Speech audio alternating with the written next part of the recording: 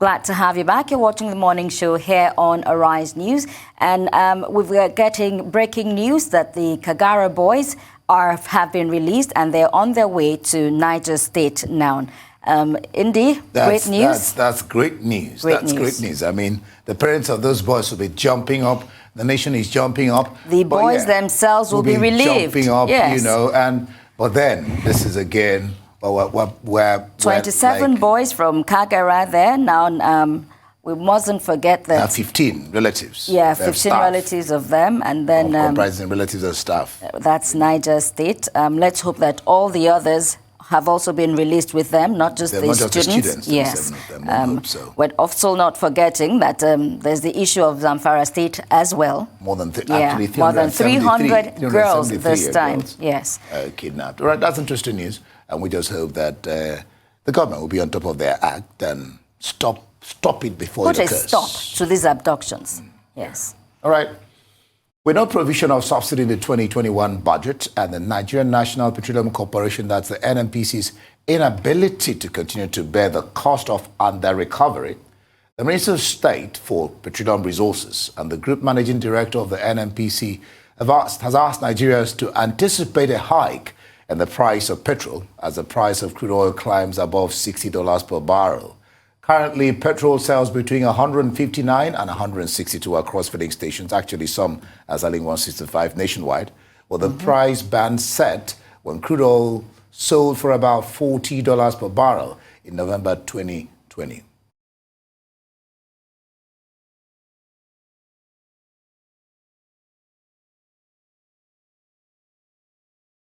Well, following this announcement 2 weeks ago, the organized labor have raised fire and brimstone, saying that a pump price increase will impose more hardship on Nigerians. And joining us now to speak on the deregulation of the downstream oil sector is Timothy Ademola, Executive Director of Citizens Action for Civil Change. Timothy, glad to have you join us this morning. Indy, thank you and good morning. Good morning. Thank you for joining us. Good. Thank you for having me. Good. By the way, like you said, I think before we come to the Kagara boys. Yes, the Kagara boys who have been released on their way to Mina in Niger State. Yeah. All right. Back to you, Timothy. What is the cost implication for regulating the downstream sector of the nation's oil and gas sector in the face of the current rise in global crude oil outlook? Well, Indy, Shola, first and foremost, let me say congratulations to us all on this cheering news about Kagara boys. Yeah. I feel like saying thank God. This is wonderful. Yes. Please say it. And kudos to the security forces for what has been done so far. We expect more. Yeah. Now, to your question, the last 11 months, thereabout, has started showing something to us all in Nigeria. Of course, I know organized labor and a lot of compatriots became a little bit agitated with the announcement that was hinted at by Mele Kolokari, GMDA NNPC, of a possible hike in petroleum price from the pump. Of course, when you hear that, naturally, anybody will be agitated. But the truth is that you need first to situate that against what is happening currently in the country. It is no longer rocket science. Everybody understands that with the unbearable situation of cushioning the differential between the landing price of petroleum and the regulated pump price of petroleum, we call it subsidy, a word that has entered infamy in Nigeria. Since government can no longer bear this burden that is going into billions and trillions, it is clear that another strategy must be attempted in Nigeria. I know that anytime anybody wants to suggest that any policy of government may be right, I know that immediately labeling happens. But the truth is that the facts speak for themselves. The fact is that Right now, since 11 months ago that this new deregulation started, we have all seen the stability that has been in the downstream sector. No queues everywhere. Yeah, it has come with hardships. Nobody must be insensitive to deny that. But the truth of the matter is that the argument, the classical argument and the real argument is that this hardship is only at the beginning. It is necessary at this time to actually take the hands of government off the downstream sector, albeit gradually, not one fell sweep. If this is not done, the truth is that we will continue coming back to something that is so ugly. The downstream sector, petroleum scarcity, and all those ugly things that happen to us in Nigeria and make us look not like even a third world nation, but perhaps a fifth world nation. Right now, the fact is that Nigeria must do something different. As an oil-producing country, we cannot continue perennially to have problems in the downstream sector in Nigeria. That is totally unacceptable. And what is being proposed is very simple. Government is saying, let me take my hands off that sector. Let private players come into that sector. And what we know is this. This is our reality in Nigeria, whether anybody accepts it or not. Our government is exceptionally bad at running business. It is necessary at this moment for government to take its hands off that sector and let private initiative, private energy, private finance drive that sector. When that happens, what we all desire in that sector will come to pass. At the moment, the landing price in Nigeria, because the truth is that the market forces that are driving the price of petroleum products has also to do with the cost of the crude. You know that in 2004, since federal government decided in Nigeria that the allocation for oil that is meant for domestic consumption will now be sold at the international market rate. From that time, whoever you are, whether locally or internationally, Timothy, if you buy our crude, you will buy it at that price. Yeah, Timothy. Yes, indeed. Yes, indeed. Let me comment there a little bit before we begin to talk about maybe the opportunity cost of deregulation, which you have already begun to enter into. See, some will say that what is happening here in Nigeria is that government over the years have let its citizens bear the heavy burden of their own ineptitude and inefficiency, which is callous. I mean, what would you say to such people? Yeah, it's an accusation you see and you hear very frequently. But the truth of the matter, again, is this. Nobody can absolve government in time past. And I'm not going to sit down here and do that and say, since time immemorial, government has done well in this sector. Some level of ineptitude must be credited to government, particularly in time past. But I don't think we gain anything by going back 10 years ago, 20 years ago, because we are living here now at this point, at this time. I think it is profitable to look at what is happening here and now. The truth is that the runners of this particular sector, I know a couple of sectors in Nigeria, honestly, that are not doing well. But the runners of this particular sector right now, from what we see, have been able to stabilize that sector. So when we talk about government ineptitude, great, it exists. And we can credit it to government. I know government is a continuum. Government presently cannot dissociate itself from government before. But at this time, because we are talking of a very critical and crucial sector, we do not have the luxury of situating everything in the context of 20 years history, in the context of the history of 15 years.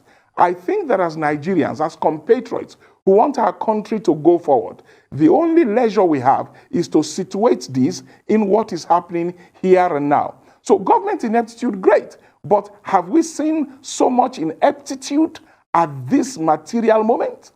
In the last 1 year, what have we seen? Honestly speaking, we have not seen the level of ineptitude that we used to see.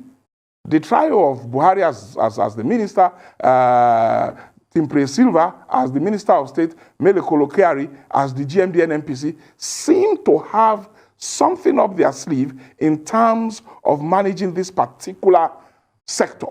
And so when you talk about ineptitude, yes, I agree, but it does not seem, empirically speaking, to be the experience we are having at the moment. I think that this trial has gained some trust. We should be able at least to hear them out, to say, all right, if you have been able to this sector, nobody so far has been able to stabilize it. If they have been able to stabilize it, I think what we all should do is to engage with them. Yes, we shouldn't just let them run it, anyhow. Okay, Timothy, let me cut you there now. Is deregulation or a disadvantage or an advantage to Nigerians? And if so, what will be some of the gains of deregulation to the Nigerian economy? On the immediate, for bread and butter issues, we must be sincere. It is a disadvantage. But immediately after the immediate, it is a great advantage. We should not kid ourselves. On the immediate, once the pump price goes up, even by 1 naira, we know the spiral effect through the economy. It is a disadvantage.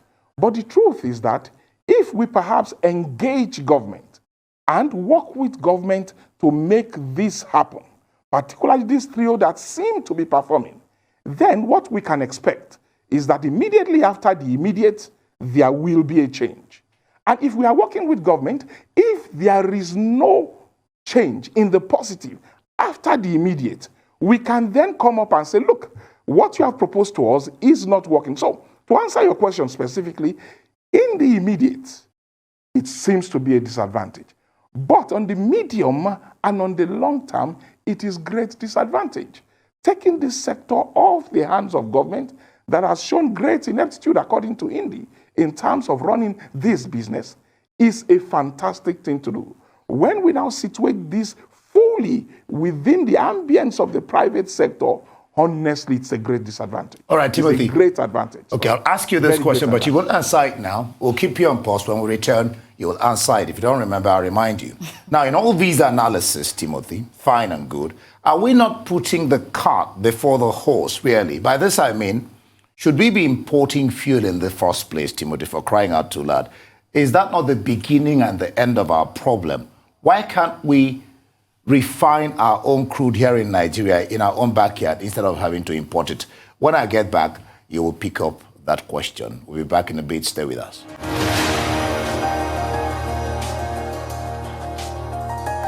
All right, so what's in the morning show? Earlier we told you that the Kagara boys have been released from captivity and they're on their way to Mina in Niger State. We'll have our correspondent, Amako Koye, who's been doing a great work in covering this issue. So Amako Koye, glad to have you here with us.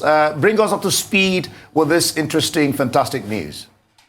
Yes, I must say that it's the news that everyone is waiting for. There are still an indication by the way that they may have been released and on their way to Mina. We've not gotten any official statement, and especially we are in the government house. We here are waiting, now to see with our eyes that indeed they've been released and they are back. So we are here still waiting. We keep our fingers crossed. Here that in a couple of hours we should be. Again, just to say that I've also been speaking to residents, as you do know, residents, as soon as we have residents called me, spoken to over 4 of them this morning, saying, well, we've seen these people, they are heading out, going to Mina. So yes, that's what we do know. Again, we do not have official statements from the state government as yet, but there are indications that we do have in the release and under meeting. And Amaka, do we have any details on their release? Was their ransom paid? It's a developing story, as you do know. We hope that we'll be able to get all of that information when the state government releases an official statement. All right, Amaka, you talked about that release. You know, there were 27 students released. You have about 3 relatives, and then you have about staff. Altogether, that's about 15. So is it the whole lot, 42 of them, or just the students? Could you clarify? Yeah, I think from the indication of the pillars that we're getting, especially from residents who spoke to me this morning, we said all of them have been released. So we will certainly see for ourselves in a couple of hours when they arrive here, hopefully, the government house. The expectation is that they will be brought to the government house, as we saw when the release goes from the magistrate travel authority board. So we're expecting that will be the same thing that will happen. So until we see them, we will still hope that, yes, as the residents confirmed and as the strong indication that we're getting, we have the release and then we are waiting. Yes, all of them are also confirmed to us. All right, Amaka Okoye, Arise correspondent, many thanks for your updates there. One more question. Go Amaka, go ahead. What feelers are you getting from the environment? How are the people celebrating? Are they jubilating? What feelers are you getting from the people of Kagara in that area? What are you seeing? Those who are in Kagara would be jubilating because when they called me rather this morning, we can hear the excitement from their voices. As you do know, we are in Mina, which is the state capital. Yeah, so we expect to see more of that from those who are there. But I can say, yes, there was excitement in the voice as opposed to the voice that called and crying and saying the baby is back and all of that. All right. Well, it's a developing story. We'll be waiting to get updates on when the boys actually arrive to see them welcomed by the state government. Amaka Okoye, Rice correspondent, many thanks for your updates there. All right, we still have and we're still speaking Ademola, with Timothy Ademola, Executive Director, Citizens Action for Civil Change. Glad to have you wait for us to give that news, which, of course, you were saying you felt like thanking God. And I said, go on and thank God. There's nothing wrong with that. I did ask you a question. Do you remember, or do I repeat it? No. Whether we are not putting the cart before the horse, should we not be refining our crude ourselves? Should our refineries not be up and working? Great question. But what's our experience in time past when we were refining our crude ourselves? Our experience was negative. That is the truth of the matter. Now, I see people, romanticizing with a past that we never had. Suggesting that there was a past in Nigeria. I have been a Nigerian all my life long, 5 decades now. I do not remember in the last 20 years, in the last 30 years, a time when we were refining our products and we were doing well. So when anybody is suggesting to me that we should return to that time and to that period, I wonder, is this really right? I was in an engagement recently. A governor was speaking to, a Nigerian governor was speaking to some young persons. And I was skeptical at first, but I was very inspired when he told them something. He said the 21st century belongs to the bold and the confident, not to the timid and to the conservative. Honestly, this may sound novel, but we must be bold and confident. We should not romanticize with a past that does not exist, where we were refining our crude and everything was going hunky-dory. We have no such past. We must be bold and daring. When I heard that young governor, Kogi State governor, say that the other day, I was impressed. I think what we need to do now is to look forward. This new experiment, yes, it's novel, it's new, but we must boldly embrace it. We must do it in milestones. We must do it in measures. I do not subscribe to doing it in one fell sweep, but we must boldly embrace it. Going back to what we have tried and did not work, some wise man sometimes said that doing the same thing and expecting a different result is one definition of insanity.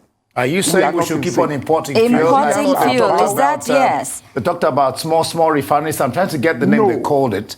You know, those small refineries. Are you saying, Timothy, am I hearing you correctly? Exactly. This is part of what I'm expecting Labour to do.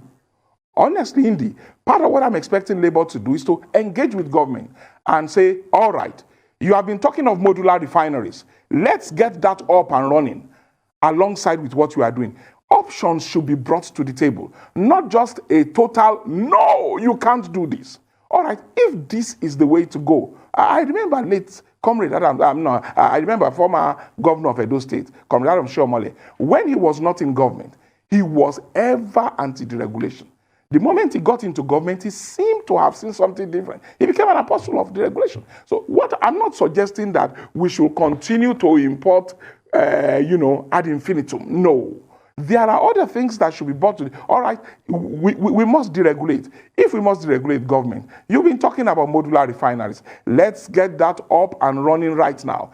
Other brilliant ideas should be brought in, but nobody should talk about our going back to the past, whereby we are refining our own product in our unwieldy refineries that are ridden with corruption and what have you, and then we expect that we will have our fuel needs supplied. That is not the truth. That is not empirically certified. And Mr. Ademola, let's move on now. The regulation is supposed to promote efficiency and cost effectiveness. So that's amongst marketers now. Can this liberalization policy actually play out in the downstream sector? Briefly, please. I believe it can play out in the downstream sector. Where it has played out in the world, those who run it, we are humans, and they are nothing better than us.